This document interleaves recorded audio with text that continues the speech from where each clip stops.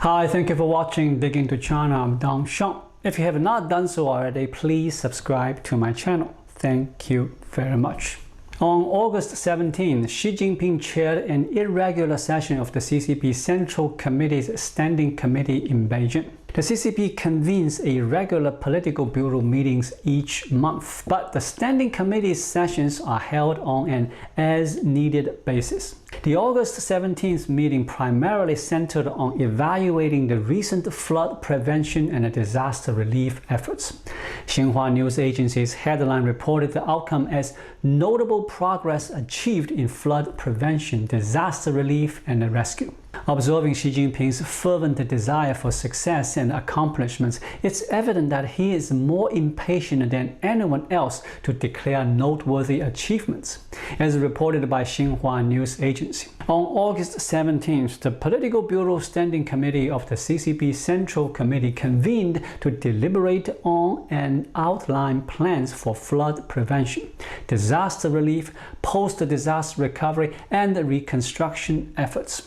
Leading the meeting and delivering a significant speech was Xi Jinping, the General Secretary of the CCP Central Committee. Xi Jinping emphasized that significant milestones have been reached in the battle against flood-related challenges, particularly in the Hebei and the northeastern regions of China, thanks to the resolute guidance of the Party Central Committee. His discourse highlighted that the crucial July to August phase in flood prevention was effectively managed under the unwavering leadership of the Party Central Committee, with various levels of party committees and government reinforcing organizational strategies and diligently executing their responsibilities. Through coordinated cooperation between relevant national departments and units, comprehensive national firefighting and rescue teams spearheaded the efforts, while the People's Liberation Army and the armed police force promptly provide assistance. Central enterprises and societal entities also demonstrated their commitment by embracing substantial roles, while the collective endeavor of citizens solidified a robust defense line for flood prevention, disaster relief, and safeguarding our homes. This collective effort has yielded significant accomplishments in the ongoing struggle for flood prevention, disaster relief, and rescue operations. That's the news. Here are my takeaways. To start with, Xi Jinping's recent declaration of victory appears premature and rushed. China's flood season spans from May to October, and it seems hasty to proclaim success in mid-August when the flood period is still ongoing. A historical example sheds light. In 1998, during China's flood disaster, on August 16, the Communist Party's Central Committee issued a directive to the People's Liberation Army involved in flood control. The directive emphasized a unified effort of military and civilians to defend the embankments vigorously. Interestingly, at that time, on August 16, the military mobilization had just begun. In contrast, this year, on August 17, Xi Jinping declared a sweeping triumph. Speculation suggests that Xi Jinping might be grappling with economic concerns, given the impending downturn and the societal morale slump. This possibly explains his eagerness for a victory. However, his announcement of significant success comes across as impetuous, as it lacks comprehensive measures to assist flood victims and restore normal life and production, reflecting a degree of hastiness. Secondly, this year's extensive flooding has led to Xi Jinping declaring victory for the second time. The recent announcement comes amid floods affecting northern and northeastern China, all within a remarkably short span of 2 weeks. This marks the second occasion where Xi Jinping has proclaimed a substantial triumph. The previous instance on August 5th was even more hastily declared. Official media outlets such as Xinhua news agency, People's Daily, and Central Television extensively covered the event, illustrating President Xi's hands-on leadership in directing Beijing's flood control and disaster relief operations. The essence of this report revolves around the portrayal that Chairman Xi Jinping's determined gaze warded off the flood waters. despite the absence of detailed accounts of Chairman Xi's actual actions. The report depicts him personally overseeing flood control and disaster relief efforts in Beijing, highlighting his intense gaze towards the outside as a means to repel the floodwaters. Given the report's limited substantive content yet the necessity to declare a success, Chairman Xi had already proclaimed a victory on August 5th. However, the August 5th report by Xinhua News Agency also chronicles a historical account of Xi Jinping's erratic and misguided leadership. On August 1st, unaware of the flooding in Mentogou, Xi Jinping confidently issued a directive asserting that Beijing as a modern metropolis would withstand the challenge. In his perception, Beijing stood as a preeminent city, impervious to such floods. Yet, he failed to foresee the devastation inflicted upon Mentogou, exposing the city's vulnerabilities despite its supposed modernity. Disparities in development across various regions within Beijing are stark. The premature declaration of victory on August 5th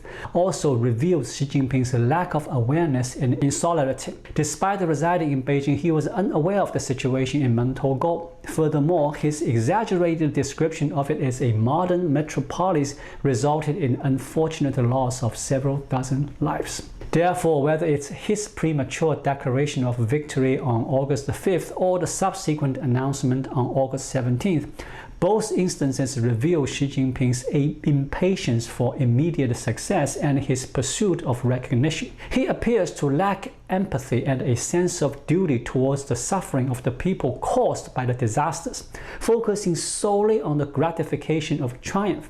Thirdly, when Xi Jinping declared a major victory in flood control and disaster relief, it's worth considering how the people in the disaster-affected regions perceived this announcement. Did the residents of these areas genuinely feel the impact of Xi Jinping's proclaimed major victory? Recently, there have been posts circulating on the Chinese internet where flood-affected individuals in Hebei province are sharing the party's disaster relief policies and Xi Jinping's victory claims online.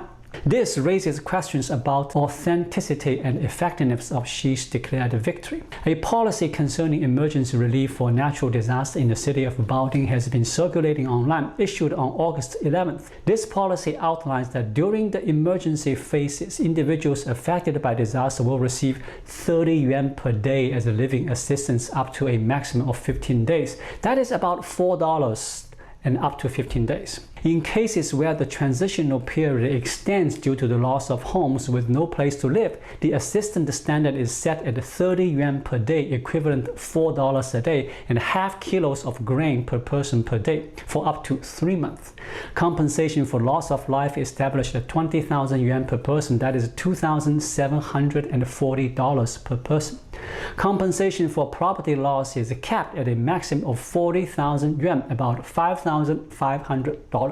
For completely destroyed houses, or up to 5,000 yuan for damages to property within standing houses, that is less than $700 for property damage. Given these amounts, Xi Jinping's declaration of a significant victory may not resonate with the flood-affected residents in Hebei. Many of the floods in these regions were not purely natural disasters. Some were caused by local governments releasing water to protect Beijing, often without prior notification. Many deaths could have been avoided, and the compensation provided to families is meager. The stark contrast between Xi Jinping's triumphant pronunciation and the harsh realities faced by flood victims underscores the lack of empathy exhibited by the political leadership. The people's hardships have sadly become a mere backdrop for their victory narratives. Fourthly, while the monthly meetings of the Political Bureau continues to address practical issues, the significance of these standing committee sessions has diminished. They have shifted from discussing concrete matters to serving as a prelude for commendations, focusing on superficiality and promoting accomplishments. Allow me to provide an example. In February of this year, another instance of the Political Bureau's Standing Committee meeting took place, which also revolved around the declaration of a major victory. On February 16th, at a time when both Beijing and the entire nation were grappling with the aftermath of a pandemic surge, Xi Jinping convened a session of the Political Bureau Standing Committee to receive a comprehensive update on COVID-19 prevention and control efforts. During this session, he delivered a significant speech. Within this February gathering, Xi Jinping emphasized that our nation's remarkable journey in pandemic prevention and control spans over 3 years. With Comrade Xi Jinping at the core of the Party Central Committee's leadership, the utmost priority of valuing human lives has remained steadfast.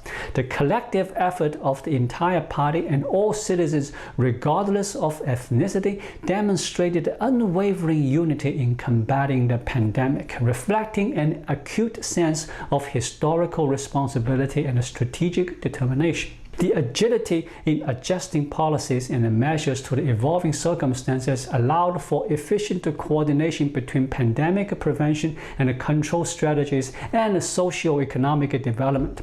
This approach successfully averted the widespread proliferation of highly contagious and deadly virus strains. Consequently, it effectively safeguarded the well-being and health of our people, buying us crucial time in the battle against the pandemic.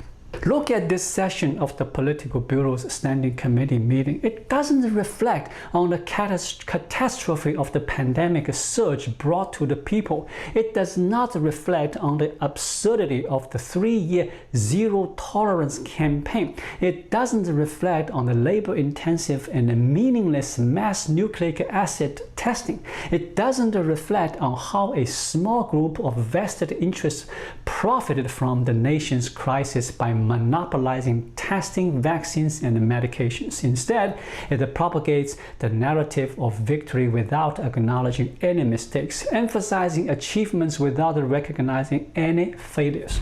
Consequently, the Political Bureau's Standing Committee meeting seems more like a self-congratulatory platform for Xi Jinping, devoid of any genuine introspection. This pattern persists in the recent meetings as well. Even as individuals affected by the Hebei disaster expressed discontent with the government's relief policies, Xi prematurely announced a major victory. This divergence between Xi Jinping's thoughts and China's societal realities, coupled with his apparent detachments, has become increasingly evident. Thank you for watching. Please leave a comment and subscribe to my channel. Just click the subscribe button right here. I'll see you again shortly. Until then, be well.